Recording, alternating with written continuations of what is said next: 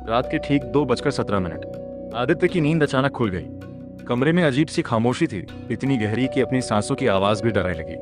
उसने करवट बदली और तभी उसकी नजर पड़ी सामने वाली खिड़की पर। खिड़की आधी खुली हुई थी, जबकि सोने से पहले उसने खुद उसे बंद किया था।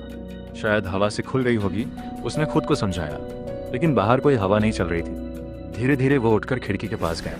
जैसे ही उसने बाहर झांका, उसका दिल जोर जोर से धड़कने लगा। सामने वाली बिल्डिंग की छत पर कोई खड़ा था, काला साया बिना हिले बस उसकी तरफ देख रहा था।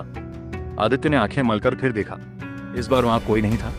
मैं ज्यादा सोच रहा हूँ, वो खुद से बोला और वापस बिस्तर पर आकर लेट गया। लेकिन तभी टक टक टक, खिड़की पर किसी के नाखूनों जैसी आवाज आने लगी। उसका गला सूख गया। हिम्मत करके उसने फिर खिड़की की तरफ देखा। इस बार वो साया खिड़की के बिल्कुल पास खड़ा था। उसका चेहरा पूरी तरह काला और आंखें सफेद बिना पलक झपकाए सीधा आदित्य को घूर रही थी। आदित्य चीखना चाहता था, लेकिन आवाज गले में ही अटक गई। अचानक वो साया मुस्कुराया और धीरे धीरे खिड़की के अंदर घुसने लगा। आदित्य डर के मारे आंखें बंद कर लेता है। कुछ सेकंड बाद सब शांत हो जाता है। वो धीरे धीरे आंखें खोलता है। कमरे में अब कोई नहीं था, सिर्फ खिड़की बंद थी। शायद सपना था। उसने राहत की सांस ली, लेकिन तभी उसका फोन वाइब्रेट हुआ।